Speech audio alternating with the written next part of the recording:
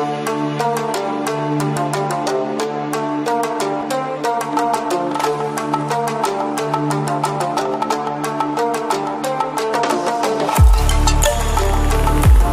guys, apa kabar hari ini? Semoga semua dalam keadaan sehat. Welcome back to CHV Channel. Wajah baru lapangan banteng seluas 5,2 hektar di jantung kota Melenggang sebagai pusat olahraga dan ruang terbuka hijau berkelas internasional. Jauh sebelum wajah baru itu menyapa, lapangan banteng dikenal sebagai tempat bagi warga untuk menghabiskan akhir pekan. Letaknya yang berdekatan dengan gereja katedral dan juga tidak terlalu jauh dari Masjid Istiqlal, menyebabkan tempat ini strategis untuk dikunjungi.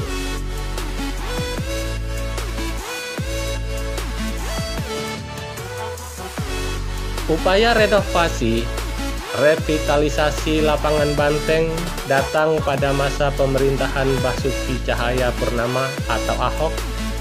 Dalam sebuah cuitan di media sosial Twitter pada tanggal 27 Oktober 2016, Ahok mengatakan merenovasi lapangan banteng agar bertaraf internasional.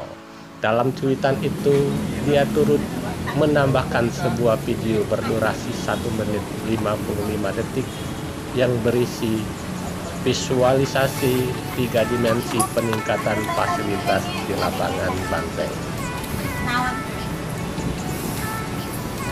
Upaya Ahok untuk merenovasi lapangan banteng itu sendiri merupakan bentuk keresahannya sebagai Gubernur DKI Jakarta. Selama ini menurut Ahok, lapangan banteng yang memiliki nilai sejarah itu tak begitu terlihat oleh warga Jakarta.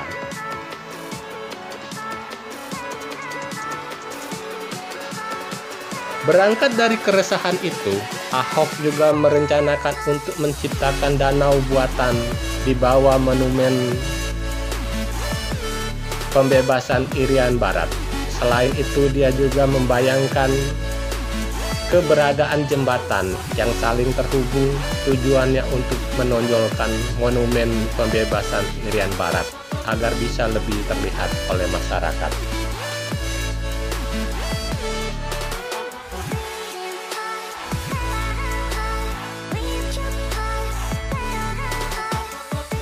Guys, jangan lupa subscribe CHV Channel dan klik tanda lonceng guys. Subscribe itu gratis.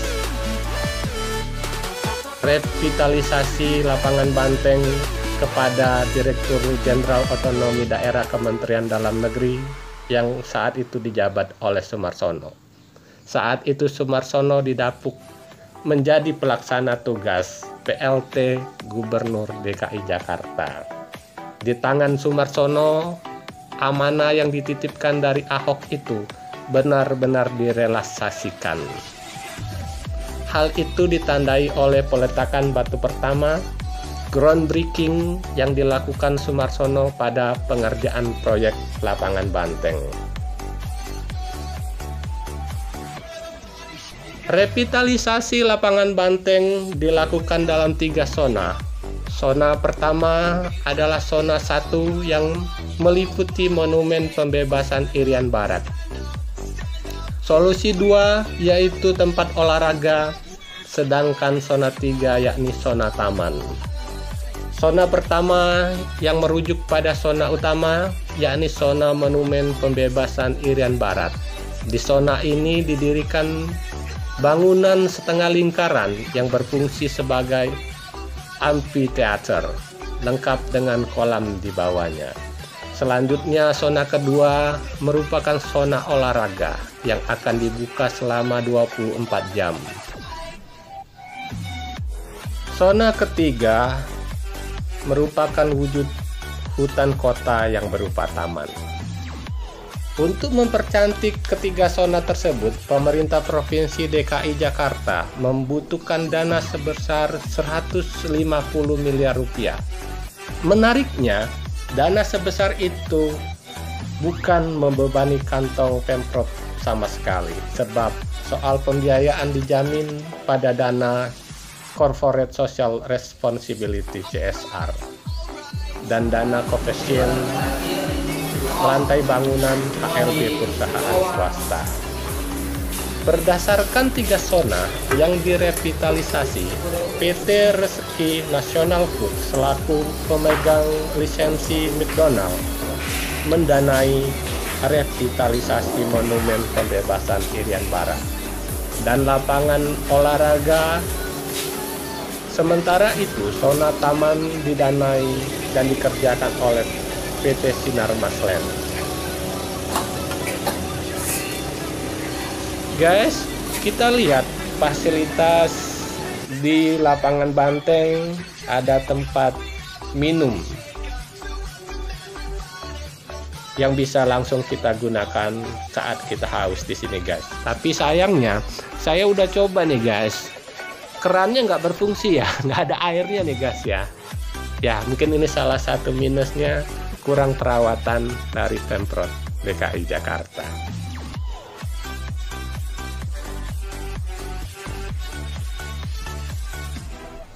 Lapangan banteng dulu bernama Waterloopland.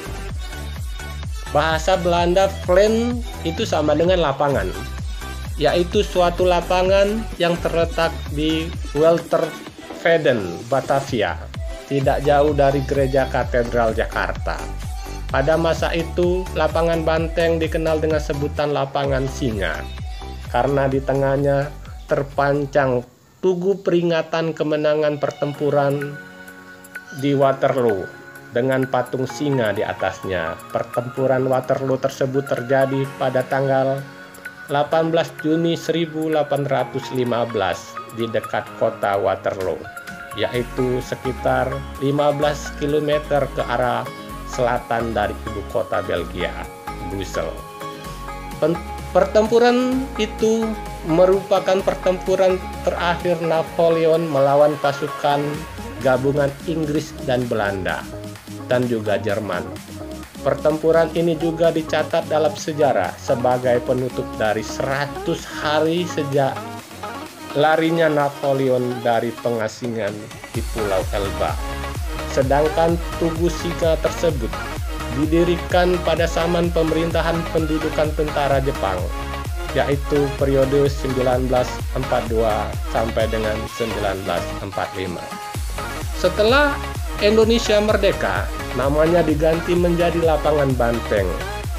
Terdapat kemungkinan pada zaman dahulu, tempat yang kini menjadi lapangan ini dihuni berbagai macam satwa liar, seperti macan, kijang, dan banteng. Pada waktu J.V. Koen membangun kota Batavia di dekat Muara Ciliwung, lapangan ini dan sekelilingnya masih berupa hutan belantara yang sebagian berpaya-paya. Sebelah timur di Jalan Lapangan Banteng Timur terdapat kantor Satlantas Polres Jakarta Pusat. Lapangan Banteng telah selesai direvitalisasi. Ada peran sederet Gubernur Jakarta sehingga revitalisasi itu bisa selesai. Sang arsitek mengungkapkannya. Arsitek revitalisasi Lapangan Banteng adalah Gregorius Antar atau yang biasa disapa Yori Antar. Dia ditunjuk Gubernur Basuki Cahayapurnama atau Ahok mengerjakan kawasan revitalisasi kawasan Lapangan Banteng, karena sebelumnya sudah pernah mengerjakan Taman Diponegoro dan revitalisasi kawasan Kalijodo. Sekitar 2016 awalnya Yori Antar ditugaskan oleh Dinas Pertamanan untuk merancang pagar mengelilingi Lapangan Banteng.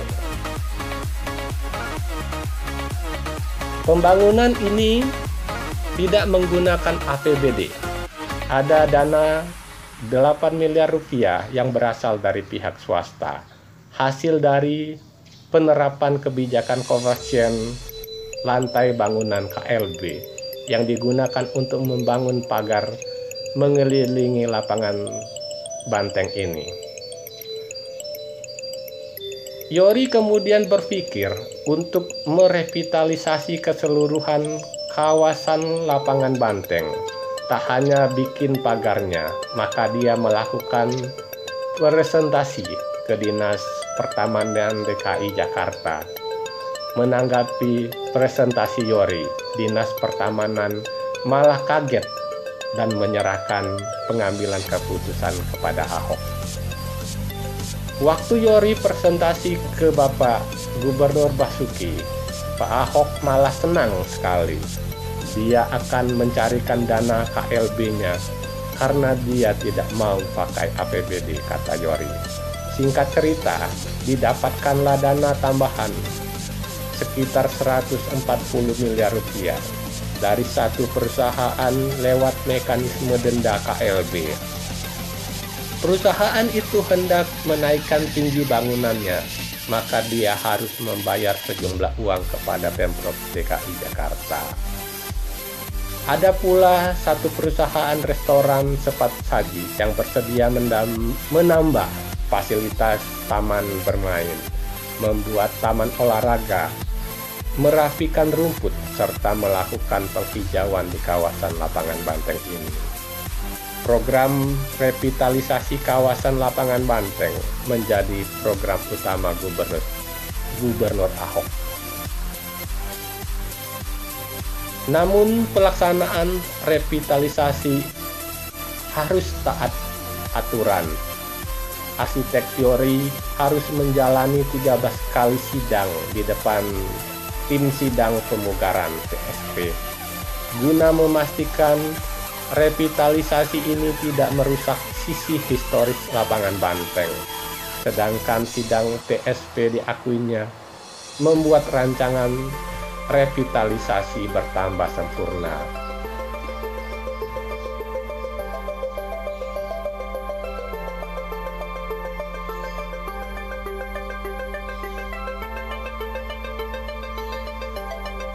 Pada akhir 2016 dan awal 2017, pembangunan revitalisasi lapangan banteng benar-benar dimulai.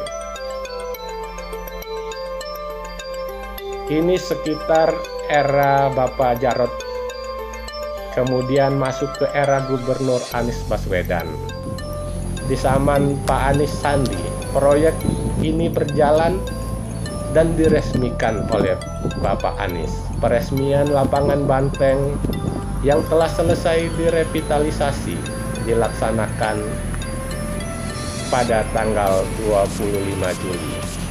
Dia berharap lapangan banteng bisa terpelihara, ruang terbuka hijau di Jakarta terus bertambah, serta area untuk pejalan kaki semakin lebih baik lagi.